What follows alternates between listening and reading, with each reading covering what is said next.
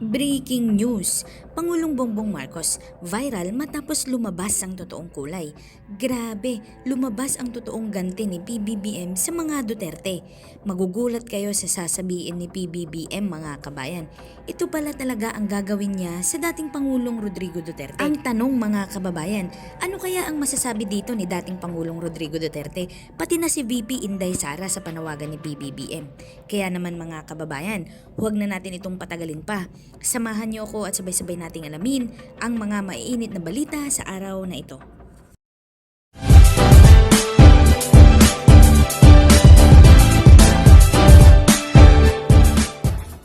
Usap-usapan ngayon si Pangulong Ferdinand R. Marcos Jr. matapos ang kanyang mabigat na mensahe na hindi niya ibibigay o hindi ibibigay ng Pilipinas ang dating Pangulong Rodrigo Duterte sa ICC o International Criminal Court sakaling maglabas ito ng warrant of arrest laban sa kanyang predecessor dahil sa umano'y paglabag sa karapatang pantao sa droga ng nakaraang administrasyon. Muling iginiit ni Pangulong Marcos na hindi kinikilala ng gobyerno ng Pilipinas ang jurisdiksyon ng ICC dito sa bansa. Binigyang diin ni Pangulong Marcos na ang Pilipinas ay sumusunod lamang sa mga international na batas kapag ito ay maginhawa.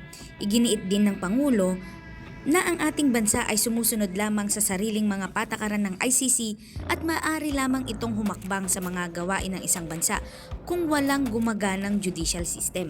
Matatanda ang opisyal na pinutol ng Pilipinas ang ugnayan sa ICC noong March 17, 2029. Samantala, it's complicated lang ang sinagot ni Pangulong Bongbong Marcos matapos tanungin siya ng media tungkol sa status ng kanyang relasyon sa mga Duterte. Ito ay sa gitna ng tinig ng pang-aalipusta ng ilang miyembro na maimpluwensyahang angkan ng Duterte sa ilang patakaran ng Administrasyong Marcos. Gayunpaman, sinabi lang ni Pangulong Bongbong Marcos na ang relasyon nila ni Vice Presidente Sara Duterte ay hindi nagbabago mula nung eleksyon. Hello, Mr. President. Hello. Sir, you already reiterated the position of the Philippines regarding the ICC. Yes. And so, sir, I raised the issue of the Philippines advocating for an international rules-based order. We're pushing for it when we are resisting Beijing's aggressive actions against the Philippines in the West Philippine Sea. But we are opting out of the Rome Statute when an adverse case has been lodged against us. So, sir, is the rules-based order only applicable to the Philippines when it's convenient for us? What is the rule about the ICC? When do they adopt jurisdiction? They adopt jurisdiction in a country, or they have jurisdiction in a country when no judicial system is working, is functioning, no police no police force is functioning. In other words, that probably there is war. And none of these issues about war crimes and all of this are being attended to, simply because the administration, especially in the judiciary, especially in law enforcement, are not functioning. That is the reason why we are saying we are well within the rules. It is their rule. It is the rule of ICC that they come in when there is no judiciary. They come in when there is no police force. We have a judiciary. The Chief Justice, former Chief Justice, sitting right here. He will explain to you how healthy and robust and how active the judiciary is. The police force, I think, the same thing. So that is the reason. It is not. We are well within. We are well within international law when we take the position of not recognize the jurisdiction of ICC in the Philippines. One follow-up, sir. So, Yeah. if the ICC issues an arrest warrant against former President Duterte, will the Philippine government hand him over? Will we do what?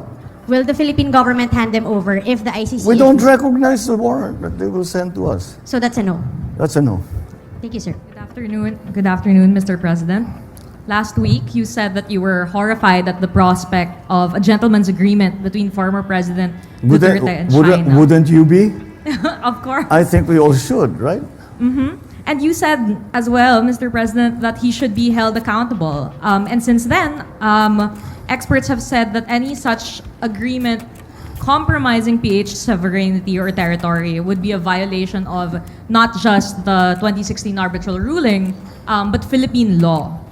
So my question for you, sir, is how do you intend to hold former President Duterte accountable? Are there any actions being taken on this front? Well, well, we still have to find out what it is all about. We cannot. I've tried to get in touch with former officials of the previous administration who could possibly have been involved in these discussions. And I have to tell you, I haven't gotten a straight answer out of anyone. Now, one party says, one person says there's no agreement. Another says, no, there was talk, but it's only status quo. No, there was. And another one will say there was. Question to that, Mr. President. What happens if you find out that there might be a legal liability on the part of former President I cannot Duterte? see how there could possibly be a legal liability. There is no evidence of any agreement. Okay. Yes. Yes. Is there a document that is signed? I'd love to see it.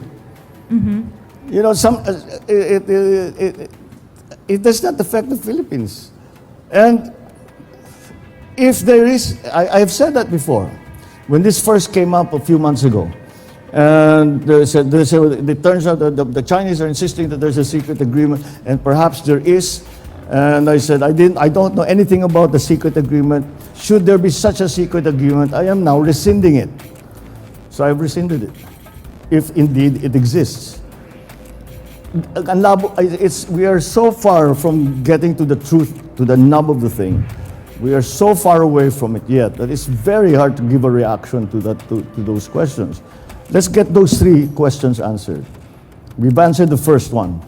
Now, what is contained in that secret agreement, and why was it kept secret?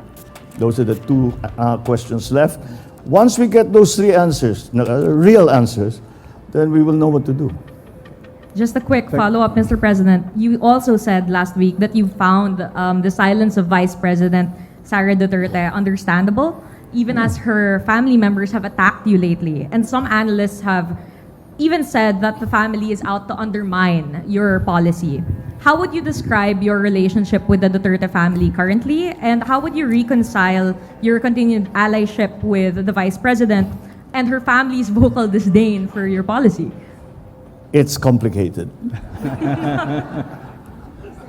Okay. All right. It's complicated. But if you ask about the one, of course, that I have the most contact with is Inday Sara. How we were with each other during the campaign, after the election, it hasn't really changed. Yun na nga, that's what she always says. She said, "Oh, are you all right? You're in the middle of all of this." And she says, "No, I'll just work. Don't worry about it. I'll just work and work and work and work." All right. That's her attitude. All right. Thank you so much for answering very candidly, Mr. President.